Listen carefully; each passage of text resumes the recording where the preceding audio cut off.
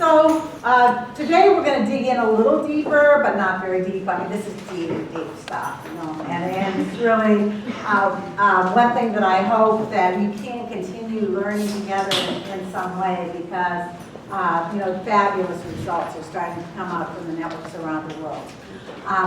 So what we're going to do today, I'm just going to, just real quickly review a little bit from this morning, and then we're going to do a bunch of activities that you can actually take back with you to the folks that you work with. And so if we're a little activity heavy, it's because we want you to take these, and we will be emailing out all the worksheets in your thing. We'll be emailing them out so you can make copies of them and use them with your folks as much as you want. And we also will have the slides. Yeah, so you don't have to frantically try and write everything down that's up there. We'll send those out. Yeah, we will. And you can use those pictures and, like, what do you call that? Combining stuff?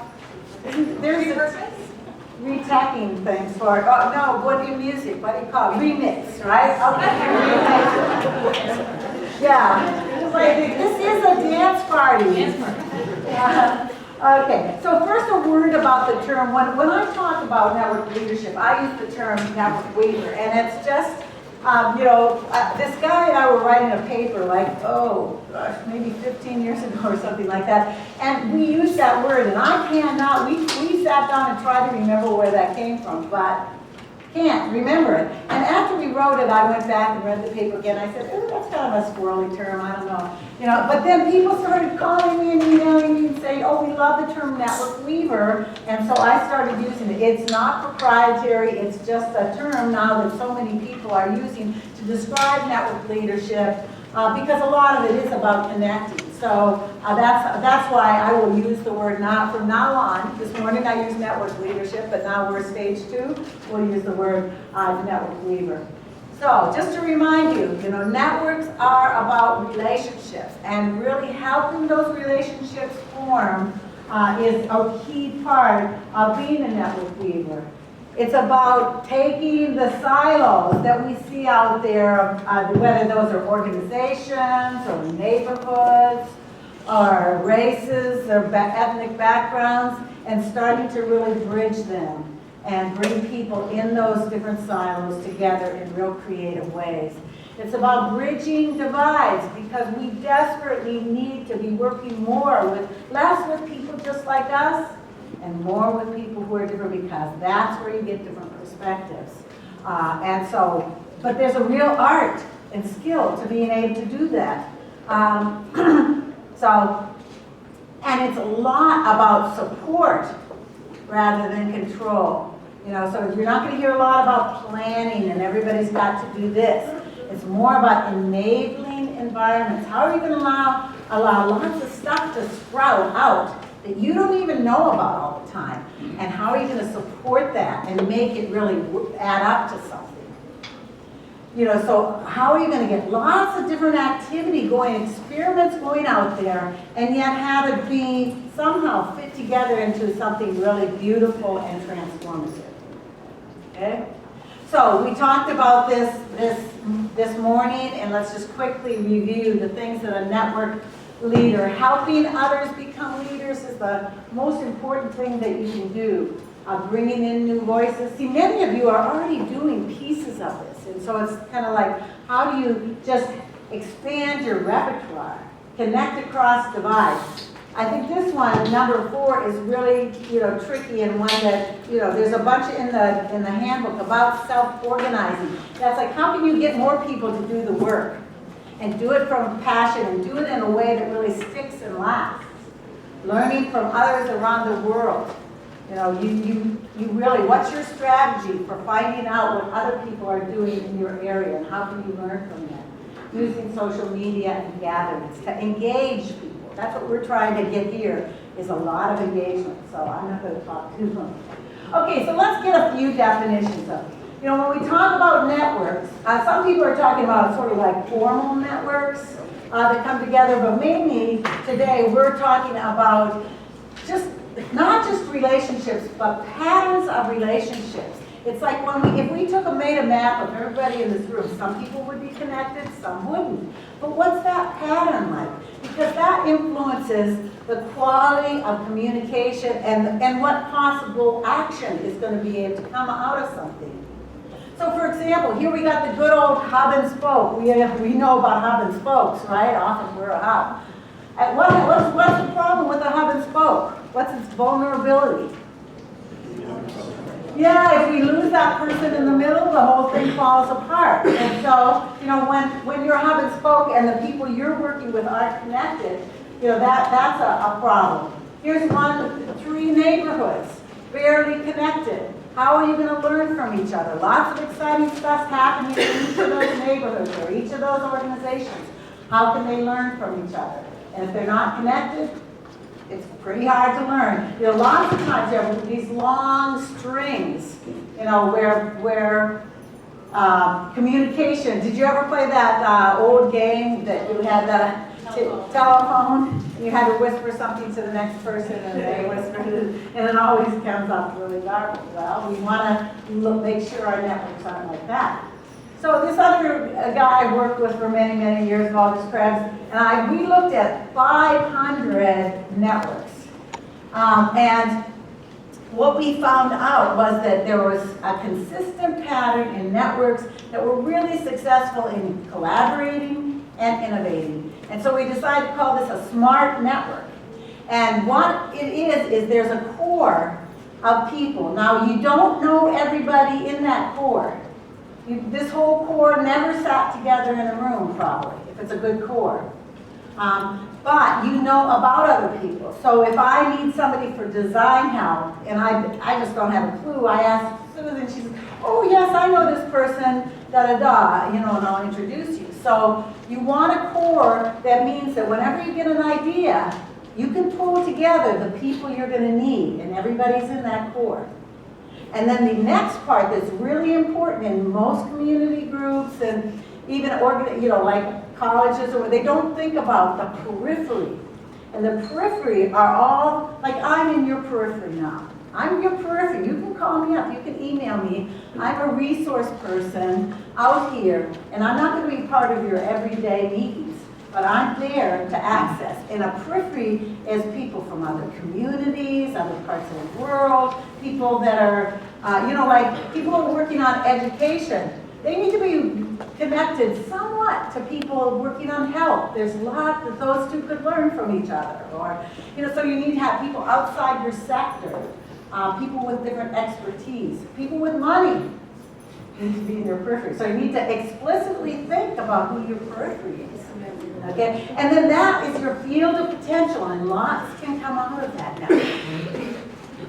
But it takes leadership. It takes leadership to make things happen.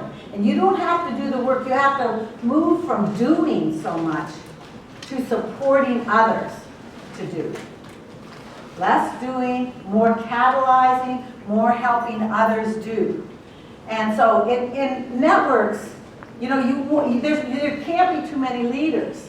And a leader means just somebody willing to initiate and do something. It's all about engagement. Not so much about, broadcast, getting out of this is not the 20th century television world, anymore. We're moving into a world of engagement where, you have to help people really deeply encounter each other, help people initiate, help small groups. How do you cluster? You've got 100 people working on your neighborhood stuff. How do you cluster them in useful units so that they can each try different experiments? How do you help them not be afraid of innovating? How can you be supportive of problems that come up instead of saying, oh, here, I'll do it. I can do it faster, kind of thing. And, it's all about emergence, letting things, they're geniuses out in our communities. A lot of them are under the age of 16 and, things like, and all these retiring people, you ought to be out there getting them as they retire. Hey, what do you want to do? How can I help you do that? So, we've got to really support people taking charge. So you can see kind of the difference there. And in our organizations, we often are still working this way. You know, some of our organizations have that. But you know what I found? Is when your organization starts collaborating with other organizations, it begins to change your internal culture too. I found it's harder to change your internal culture first.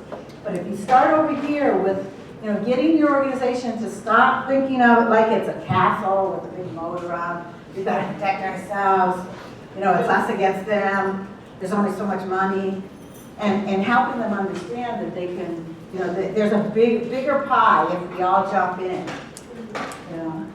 Oops, yikes. Okay, wait, oops. So, you know, what we're going to talk about today, you know, how do you get started?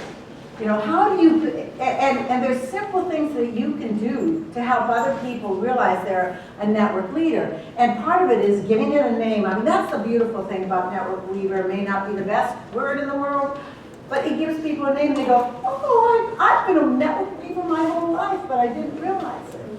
And what we're going to look at, their specific roles. And like somebody said, oh, you know, I don't know if I'm really good at that.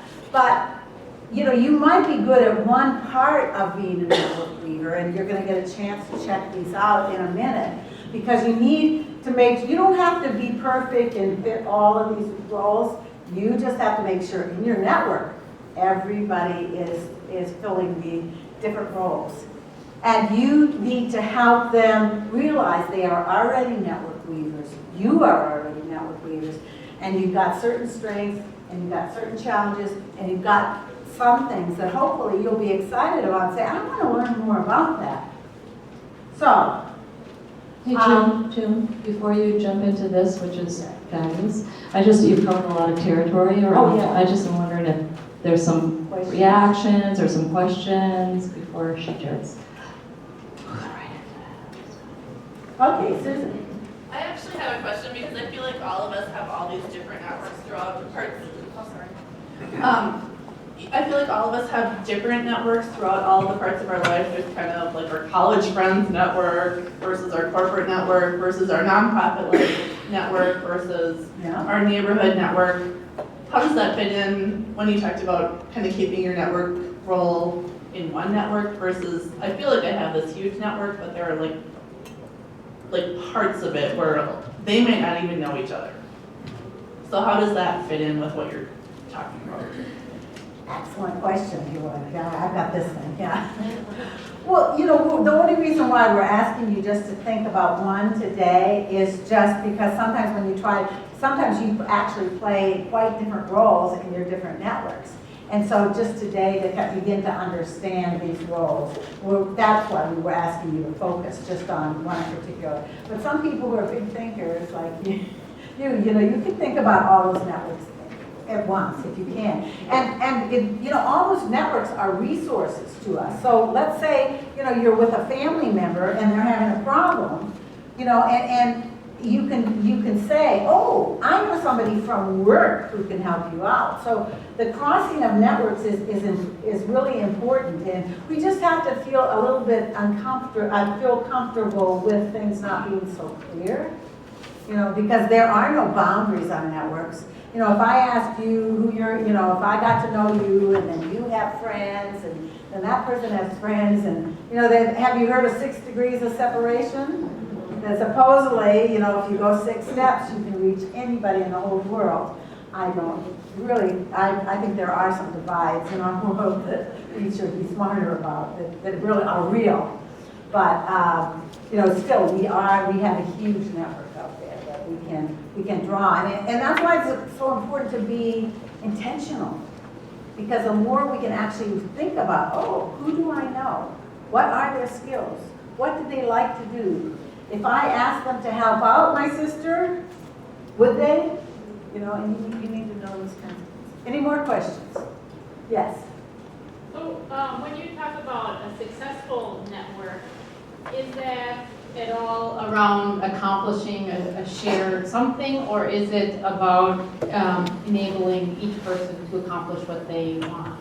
Or how do you see that? Can you talk a little bit about this? Yeah, I mean, you know, networks, there's the way that as a sociologist, you know, you talk about networks, you're just talking about relationships. And you have to kind of say, okay, I'm going to map this room, you know? And I would map that this room doesn't have one common purpose and people are doing lots of different things. But it would still be interesting to learn about the relationships in this room, who's related and who's not. You would probably see some interesting things. But sometimes you get, as network weavers, you decide to get a little more intentional. And you say, you know, and so there's things like the local food network. You know, that's been something that's been going on for a long time, the farmers markets and this and that. And so that there's some intentionality there. You know, this whole set of people, they're interested in that. But some people then formalize and say, okay, we're going to get everybody in a room and we're going to be the local food network. And there are advantages to that, because then you can maybe do a little planning, sense making, but there's also problems with that.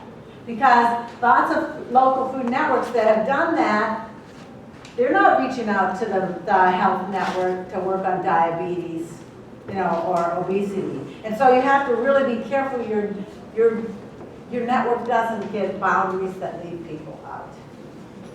Because that's when the creativity comes. So, you know, there's a whole section in the handbook that talks about intentional networks and the whole decision-making process that you can go through to figure out, you know, okay, how much do we have to agree on? You know, and to me, the less you have to agree on, the more creativity you're going to have.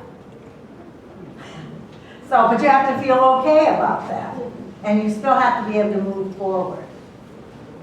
Okay, okay, so just real quickly, because people, yesterday we did this and we learned from our yesterday's experience that when we talk about network weavers, I kind of looked at a whole bunch of people who were doing network weaving, and I came up with sort of 4 ways to break down the role. And I'm just going to define them very quickly so that you can make more sense when we do the network weaver checklist. They're connector, network facilitator, project coordinator, and network guardian. And the connector is the one you're probably most familiar with. Just connecting people, reaching out so that you're more inclusive, connecting people with common interests, helping people find resources out there. Okay, so that's the connector role. Network facilitator. Now, not all networks have facilitators. Lots of local food networks, you know, there's no facilitator. They never all meet together, but lots of stuff gets done. So you may or may not, you know, be in a network that has a facilitator, or, you know, but usually what they do is help convene people, help decide a structure of a network, like we talked about this morning, you know, or coordinate working groups. Then, the one that I think is most important, actually, is this thing about how do you help people self-organize? How do you help people start taking initiative and say, this is something I really want to make happen? They pull together a couple other people and they get a collaborative project. Well, there's a whole set of skills because you're probably from different organizations. You're doing this in one little smidgen of your time. How are you going to make that thing work? And so there's a lot of skills that people need if they're going to do inter-organizational projects. And you know, I really think people need to be coached and helped through this because there's just a lot of stuff. Like how, you can't order anybody. In a network, you can't tell people what to do because they're all from different organizations. How do you motivate? So you have to think about different ways to motivate people. How do you keep track of, how do you keep organized? How do people remember what they're supposed to do? So the last one is one of my favorites. I love it. It's the network guardian. So imagine you're like in a little hot air balloon above this room, or you're a little angel or something, and you're looking at the whole network and you say, this table looks bored. Or this table needs some more resources, or nobody's communicating. There's no good communication system. People need help learning how to be network weavers. So these are people who, and setting aside time for reflection. You know, we're not really spending enough time figuring out whether what we're doing is working or not. Okay, so those are quick definitions. Now, Yeah, so now we're gonna, you get to open the purple folder if you haven't already. And on the right-hand side of the purple folder is this thing called the Network Weaver Checklist. And in some ways, just like the activities that we started with, where people had a chance to talk about what listening was helpful to them in particular, this is a way that just helps you see specifically what might be some of the qualities or the skills or the ways that that could be particularly helpful in these 4 areas. So I'd like you to take some time to fill it out for yourself, think about yourself. And once you've filled it out, I'd like you to find somebody to share with, and I'll put some questions on the slide.